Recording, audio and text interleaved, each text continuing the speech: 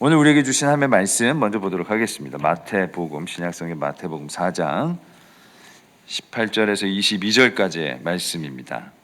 제가 가지고 있는 신약성경 오면에 있는 마태복음 4장 18절로 22절까지의 말씀, 제가 하나님의 말씀 봉독 드리겠습니다. 갈릴리 해변에 다니시다가 두 형제 곧 베드로라 하는 시몬과 그 형제 안드레가 바다에 금을 던지는 것을 보시니 그들은 어부라. 말씀하시되 나를 따라오라. 내가 너희를 사람을 낚는 어부가 되게 하리라 하시니 그들이 곧 그물을 버려두고 예수를 따르니라. 거기서 더 가시다가 다른 두 형제 곧 세베대의 아들 야고보와 그의 형제 요한이 그의 아버지 세베대와 함께 배에서 금을 깁는 것을 보시고 부르시니 그들이 곧 배와 아버지를 버려두고 예수를 따르니라. 아멘. 하나님의 말씀입니다. 제가 별로 사랑하는 마음이 없고 하다 보니까 앞으로 더 사랑해 달라고 하는 그런 말씀 같습니다. 버킷리스트라는 영화가 있습니다. 이 영화는 45년 동안 자동차 정비공으로 일했던 카터라는 사람과 에드워드라는 병원을 가지고 있는 큰 부자였던 이 두 사람이 암에 걸려서 한 병실에 있게 됐습니다. 이 두 사람은 동병상련의 마음으로 둘이서 서로를 가엾게 여기면서 병실에서 지내고 있었습니다. 근데 이 카터라는 사람이 내일처럼 뭔가 종이에다 적고 있는데 그것을 이 에드워드라는 사람한테 보여주질 않는 거예요. 궁금해서 도대체 뭘 적고 있냐고 묻는데도 이 사람은 가르쳐주지 않습니다. 그러다가 어느 날 주치의가 이 에드워드라는 사람에게 당신은 앞으로 6개월밖에 살 수 없습니다, 그런 얘기를 해줬어요. 근데 이 에드워드도 그렇지만 카터라는 사람도 자기는 1년밖에 살 수 없다는 것을 알게 됩니다. 이것을 알게 된 그날부터 카터라는 사람은 매일처럼 열심히 적고 있던 그 종이를 다 찢어서 쓰레기통에 버렸습니다. 다음 날 아침 이 에드워드라는 사람이 도대체 이 카터라는 사람이 뭘 저렇게 열심히 적었나 하고 쓰레기통을 뒤져보니까 거기에는 이 사람이 자기가 살아있는 동안 하고 싶었던 일들을 적은 리스트였습니다. 바로 버킷 리스트였습니다. 에드워드는 카터의 그 생각을 아쉽게 여기고 언제까지 우리가 함께 살지 모르지만 당신이 하고 싶었던 이 버킷리스트의 이 일들을 둘이서 함께 해보면 어떻겠냐 제안을 하고는 두 사람이 그때부터 카터가 그렇게 하고 싶었던, 자기가 살아있는 동안 하고 싶던 일들을 하나씩 해가는 장면이 나옵니다. 피라미드에 올라가는 일이나 만리장성에서 오토바이를 타는 일이나 이런 일들을 하나씩 해가는 그 과정이 거기 그려져 있습니다. 어떤 사람에게 물었습니다. 당신은 버킷리스트가 무엇입니까? 그랬더니 사람들마다 제각각 대답이 다릅니다. 어떤 사람은 세계 일주 여행을 하는 것이다. 어떤 사람은 무작정 여행을 떠나는 것이다. 어떤 사람은 성경을 통독하는 꿈이 있고 어떤 사람은 1년에 한 번 이 100권의 책을 읽는 것이다. 그런 사람도 있었고 어떤 사람은 내 평생의 버킷리스트 가운데 하나는 집 한 채를 부모님에게 사드리는, 요즘 뭐 이 주택 가격이 너무 천정부지로 올라서 이것도 쉽지 않은 일입니다만은 사람들마다 저마다 자기 나름대로의 버킷리스트를 얘기를 했습니다. 오늘 우리는 재직 수련회로 모였습니다. 재직이란 목사, 장로, 안수집사, 권사, 서리집사, 전도사를 재직이라고 부릅니다. 그러면 오늘 여러분에게 묻습니다. 재직으로서 여러분의 버킷리스트는 무엇입니까? 하나님은 왜 나를 재직으로 세우셨는가? 재직으로 세우셨다면 그냥 이름만, 그 직분만 가지고 있는 그런 사람이 아니라 여러분이 평생 하고 싶은 버킷리스트처럼 하나님 앞에 내가 재직으로서 내놓을 수 있는 버킷리스트가 무엇인가 여러분에게 묻고 싶습니다. 오늘의 본문은 예수님께서 12 제자 가운데 4명의 제자를 부르시는 그런 장면입니다. 예수님은 이 제자들을 부르셔서 자신의 뒤를 이어 복음을 전파하고 교회를 세우고 교회를 이끌어갈 일꾼들을 세워야 했습니다. 여러분, 이제 읽어드린 말씀 18절 보시겠습니까? 갈릴리 해변에 다니시다가 두 형제 곧 베드로라는 시몬과 그의 형제 안드레가 바다에 그물을 던지는 것을 보시니 그들은 어부라.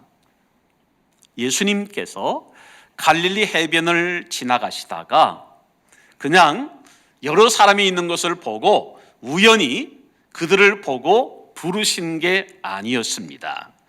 여기 18절 말씀에 보시니라는 단어가 있는데요, 이 단어는 아무 생각 없이 보셨다는 뜻이 아닙니다. 이 말씀은 자세히 관찰하고 보셨다는 뜻입니다. 예수님께서 자신이 부활 승천한 후에 이들로 하여금 복음을 전하게 하셨고, 그리고 이들이 교회를 세우고 교회를 이끌어가야 될 그런 일꾼들인데 아무나 세울 수는 없었습니다.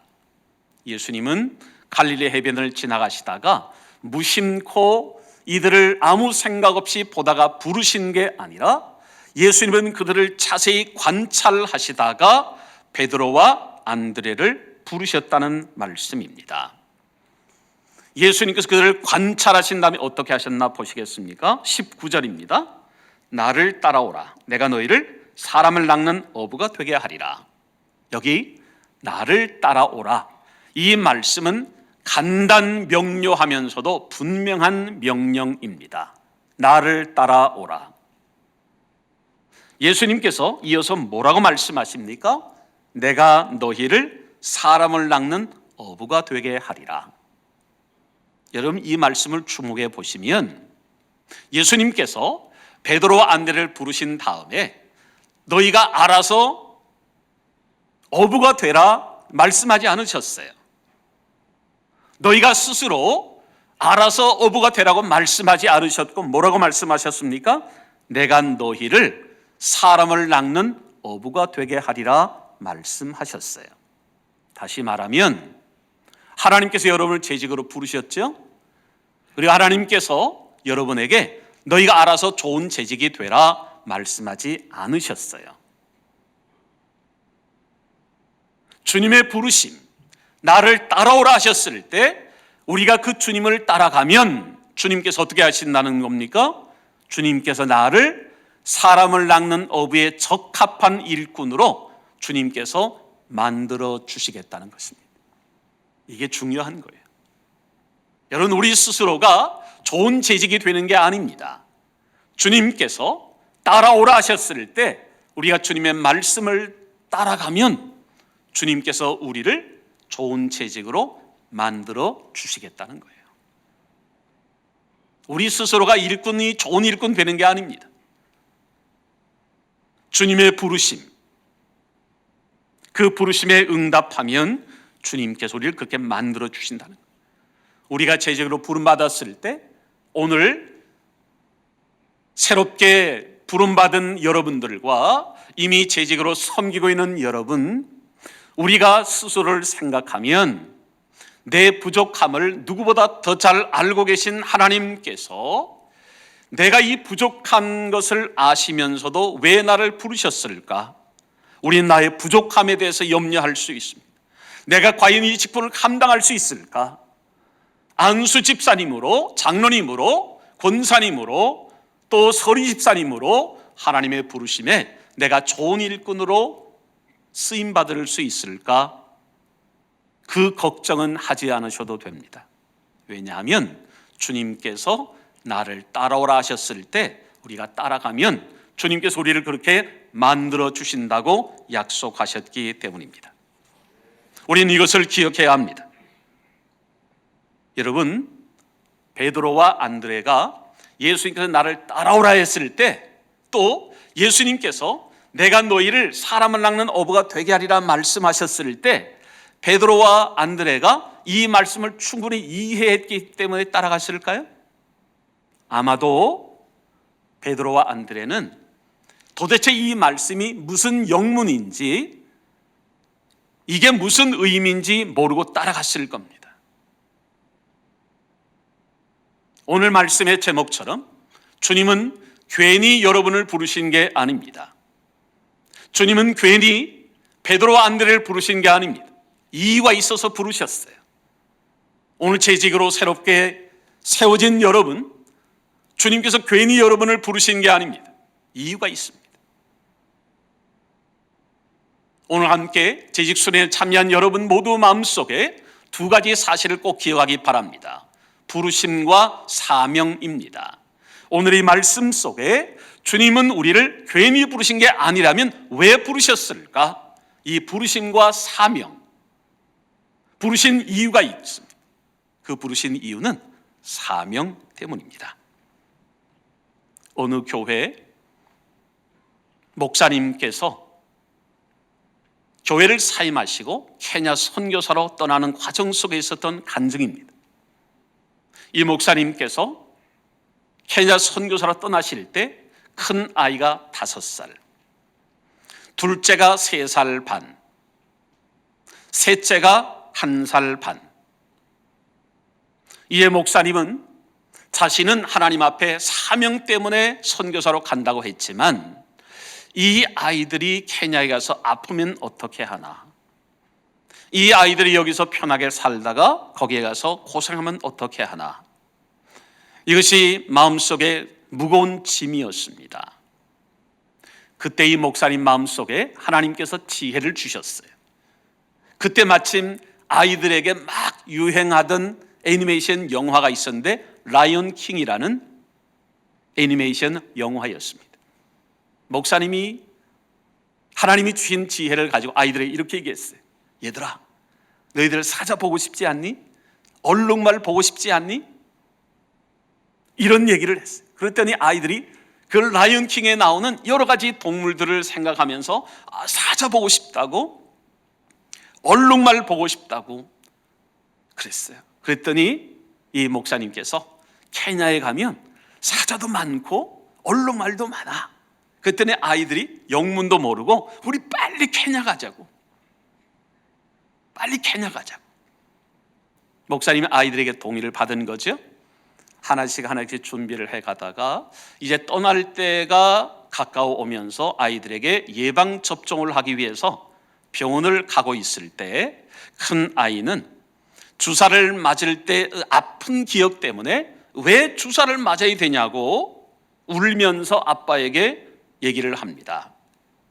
주사 맞지 않으면 케냐에 가서 아플 수 있어. 그래서 주사를 맞아야 돼. 그래도 이 아이는 막무가내로 자기는 케냐 안 가겠다고, 주사 맞는 게 아프니까 케냐에 가지 않겠다고 막무가내로 이 아이가 얘기를 합니다. 우리가 왜 케냐에 가야 되냐고, 언제는 동물 보고 싶다 빨리 가자고 했던 건 생각을 안 하고 우리가 왜 케냐 가야 되냐고. 그때 목사님께서 큰 아이에게 이렇게 말했습니다. 하나님이 가라고 하셨어.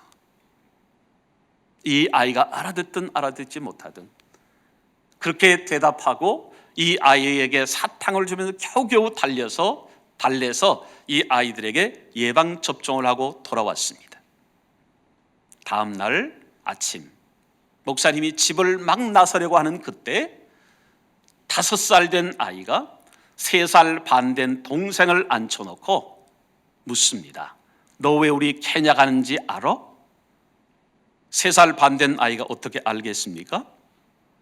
가만 눈이 멀뚱멀뚱하면서 쳐다보니까 이 큰 아이가 둘째에게 하나님이 가라고 하셨어. 아빠가 그 전날 했던 말을 그대로 따라서 이 둘째에게 하나님이 가라고 하셨어. 이 장면을 지켜보던 목사님은 마음이 울컥하면서 마음속에서 눈물이 흘러내렸습니다. 그리고 마음속으로 생각했습니다. 맞아, 하나님이 가라고 하셨어. 이것이 그 목사님의 고백이었습니다. 주님은 시몬과 이 안드레, 베드로와 안드레에게 나를 따라오라고 말씀하셨습니다. 이것이 부르심입니다.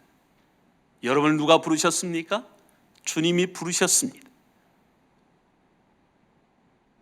우리가 주님의 일을 하다 보면 힘들 때도 있고 그만두고 싶을 때도 있지만 그만두지 않는 이유는 한 가지예요. 주님이 나를 부르셨기 때문에, 주님이 나를 재직으로 부르셨기 때문에, 주님이 나를 장로로 부르셨고 주님이 나를 안수 집사님으로 권사로 주님이 나를 부르셨기 때문에 그 부르심의 자리를 외면할 수는 없는 것입니다. 여러분, 주님을 섬기면서 힘들고 어려울 때 누가 나를 부르셨나를 잘 기억할 수 있기를 바랍니다. 여러분을 부르신 분은 주님이십니다. 나는 왜 지금 여기에 있는가? 여러분, 여기에 왜 있는 것입니까? 그것이 바로 부르심에 대한 질문이고 대답이기도 합니다. 부르심이 분명한 사람은 흔들리지 않습니다. 주님이 부르셨다는 이 사실에 대한 확신 때문입니다. 주님이 부르셨어요. 주님이 여러분을 부르셨어요. 주님이 여러분을 재직으로 부르셨습니다. 그 부르심이 분명하다면 어떤 상황 속에도 흔들리지 않습니다. 재직 여러분, 왜 하나님은 나를 재직으로 부르셨는가?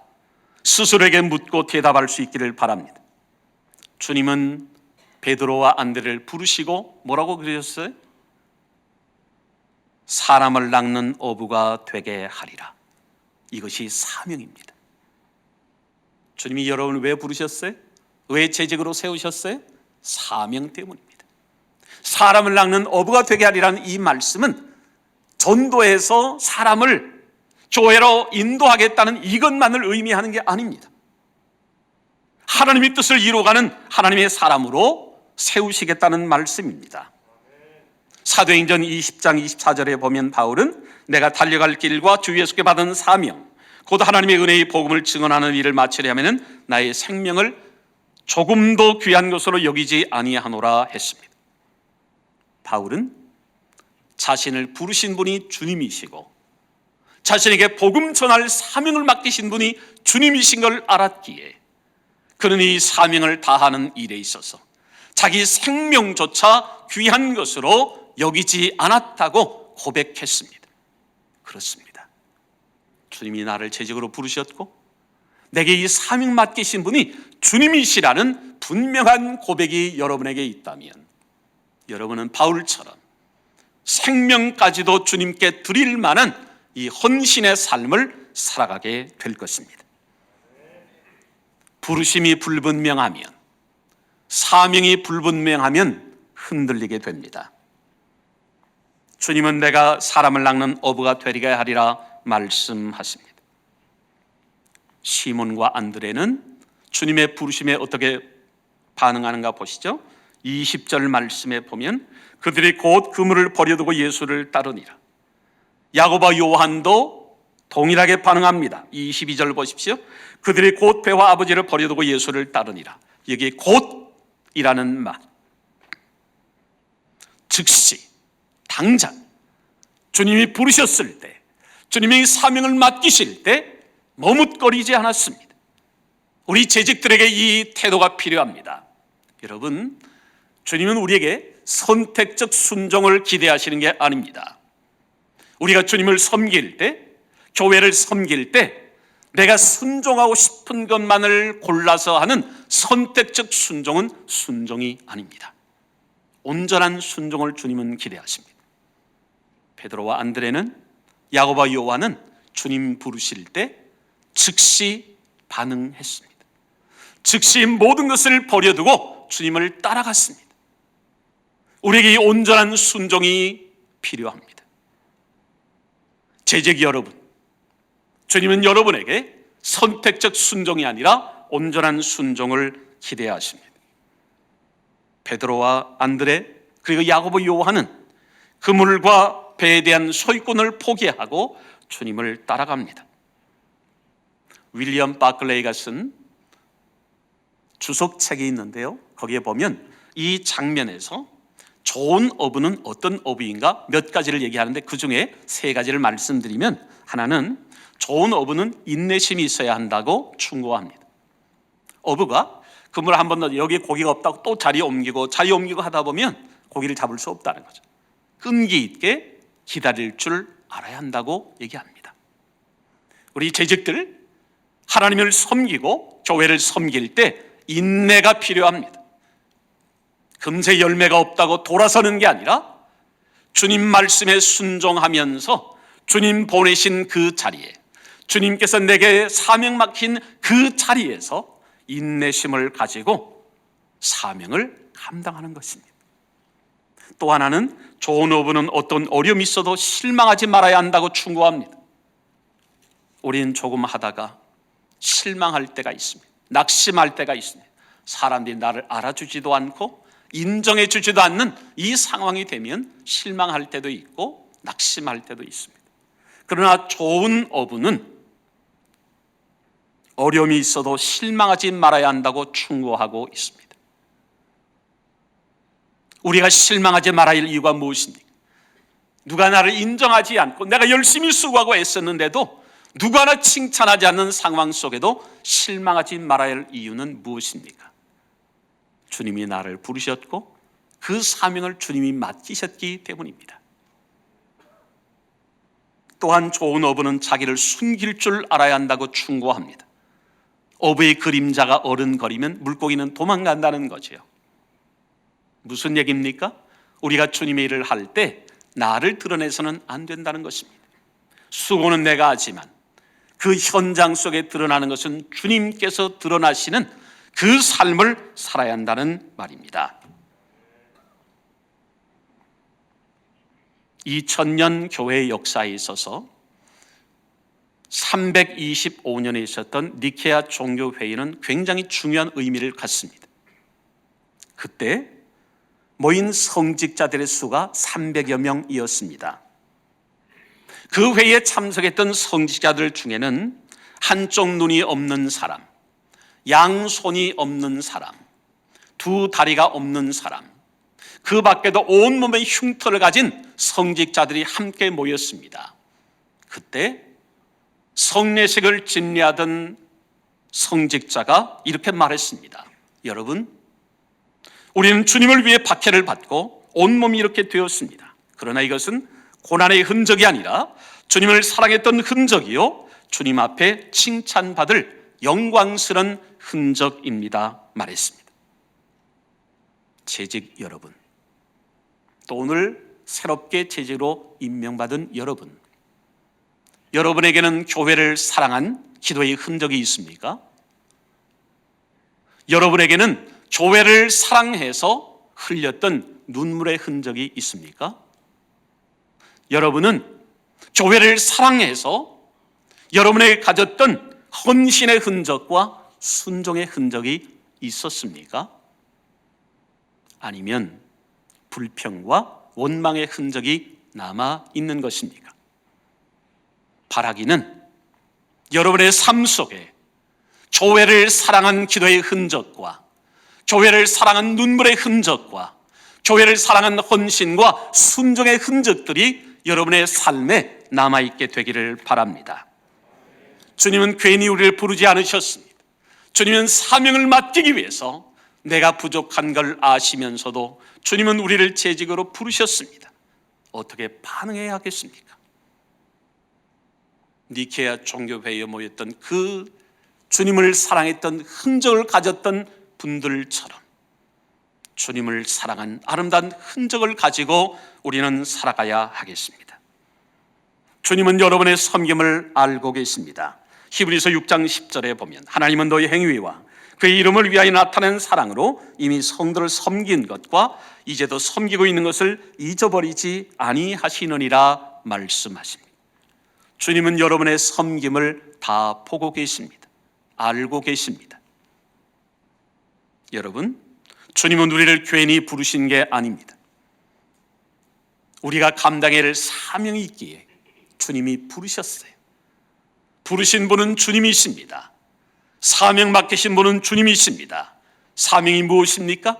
지금 여러분이 감당하고 있는 그것이 바로 주님이 우리에게 맡기신 사명입니다. 주님이 부르셨고 주님이 맡기신 사명이 있기에 교회를 사랑한 아름다운 흔적을 가지고 주님의 몸된 교회를 섬기는 충성된 재직들이 되기를 간절히 축원합니다. 기도하십시다. 하나님 아버지, 우리의 부족함을 아시면서도 우리의 연약함을 아시면서도 귀한 재직으로 불러주심을 감사합니다. 하나님, 하나님의 부르심에 합당하게 기쁨으로 사명 감당하는 신실한 하나님의 일꾼들 되게 하여 주옵소서. 그리하여 섬기는 이 청운 교회를 통하여 하나님 영광 받으시며 하나님의 놀라운 역사를 이루어가는 한 사람 한 사람이 되게 하여 주시옵소서. 우리 주 예수 그리스도의 이름으로 기도하옵나이다. 아멘.